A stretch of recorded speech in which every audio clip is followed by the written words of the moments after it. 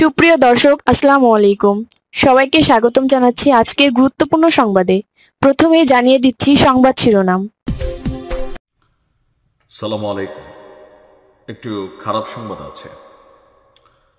গতকালকে রাত্র থেকে এখন থেকে প্রায় 4-5 ঘন্টা যাবৎ বেগম খালেদা জিয়ার মৃত্যুর খবর সোশ্যাল মিডিয়াতে ছড়িয়ে পড়েছে যে তিনি মারা গেছেন। আর এই ঘটনাটার পিছনে বেশ কিছু যুক্তি দাবি করা হচ্ছে। আর যতটুকু তথ্য আছে, খুব ইমার্জেন্সি জনাব তারেক রহমান বাংলাদেশে আসছেন। বাট ওনার মৃত্যুর খবর এখন পর্যন্ত কোনো অথরাইজড গণমাধ্যম অথবা খালেদা জিয়ার পরিবার অথবা বিএনপি পরিবার থেকে নিশ্চিত করা হয়নি। এখন মৃত্যুর খবরটা নিয়ে যতটুকু ধোঁয়াশা এবং কুয়াশা আছে, আমি যদি প্রথম আলোর একটা রিপোর্ট দেখি, প্রথম আলোর, আমি অন্যান্য গণমাধ্যমগুলোর দিকে গেলাম না বা গণমাধ্যমে ওইভাবে আসেও নাই। প্রথম আলোর রিপোর্টটি বলছে আহমেদ আজম খান গত রাতে ওনাকে দেখতে গিয়েছিলেন, তবে দেখার সুযোগ পাননি, কারণ বর্তমানে খালেদা জিয়া ভেন্টিলেশন সাপোর্টে আছেন।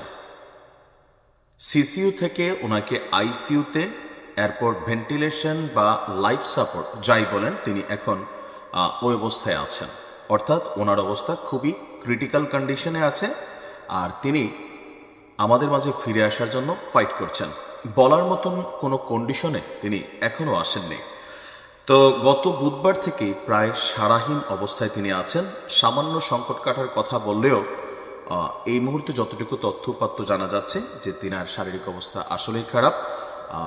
কথা বলতে পারেন না, আমাদের সোজা ভাষায় যেটা বলা হয় জব বন্ধ হয়ে যাওয়া থাকে না, আমাদের লোকাল এরিয়াতে বলে যে জব বন্ধ হয়ে গেছে। হয়তোবা তারেক রহমানের জন্য অপেক্ষা। তো তারেক রহমানের জরুরি ভিত্তিতে দেশে আসার খবর আমরা পেয়েছি সালাউদ্দিনের মাধ্যমে, বিএনপির যিনি কেন্দ্রীয় কমিটির নেতা আছেন।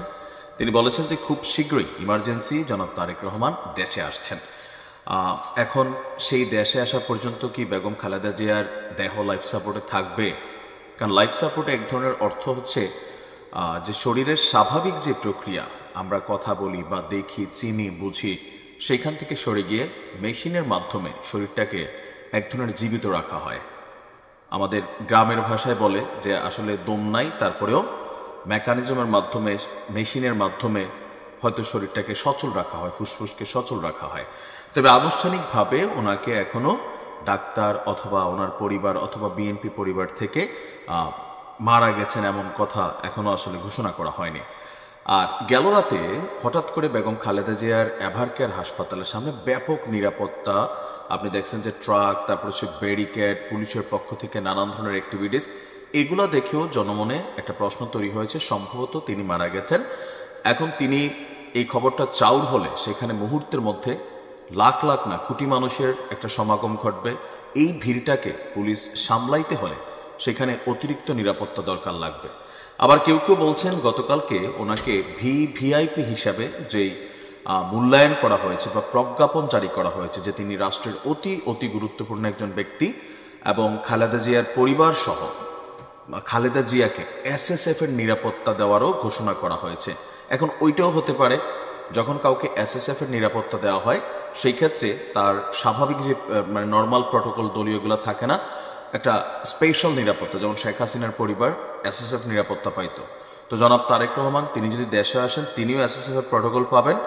আর তারেকের দেশে আসার জন্য এখানে যতটুকু আমরা দেখছি যে ওনার জন্য বুলেট প্রুফ গাড়ি, ওনার নিজস্ব যে সিকিউরিটি, পাশাপাশি হচ্ছে এসএসএফ নিরাপত্তা, ওনার বাড়িতে, বাসভবনে বা জিয়া পরিবারের সাথে এই মুহূর্তে যারাই আছেন তাদেরকেও কিন্তু অতিরিক্ত নিরাপত্তা দেওয়া হবে। তবে সবশেষ আমরা যদি এক কথায় বলি, বেগম খালেদা জিয়া সম্ভবত আর বেশিক্ষণ বা বেশি দিন বাঁচবেন না যদি লাইফ সাপোর্ট থেকে বের করা হয়। কারণ অনেক সময় লাইফ সাপোর্টে থাকা মানে হচ্ছে আমরা মেশিনারিজ, যন্ত্রপাতির মাধ্যমে বেঁচে আছেন, আসলে বেঁচে নাই। এখন এটা আনুষ্ঠানিক ঘোষণা লাগে। সো গতকালকে রাত্র থেকে যারা দেখছেন খবরগুলো যে মারা গেছেন, এটা আসলে শতভাগ সঠিক না। যেহেতু তিনি এখনো ভেন্টিলেশনে আছেন, লাইফ সাপোর্টে আছেন, তিনি এখনো আমরা ধরে নিতে পারি জীবিত আছেন। জনাব তারেক রহমান আসলে হয়তো বা পরবর্তী আপডেট আমরা পাবো, বা আজকের দিনেও হতে পারে যে এই খবরটা চলে আসতে পারে। তবে আল্লাহ ওনাকে সুস্থ করে ওনার সন্তানকে এক নজর দেখার মতন তৌফিক দান করুক। রাজনীতির জন্য ওনার আর কোনো রকম কিছুই নেই এই মুহূর্তে, একমাত্র সন্তান বা তার পরিবার যারা আছেন ভালো থাকুন। আসসালামু আলাইকুম।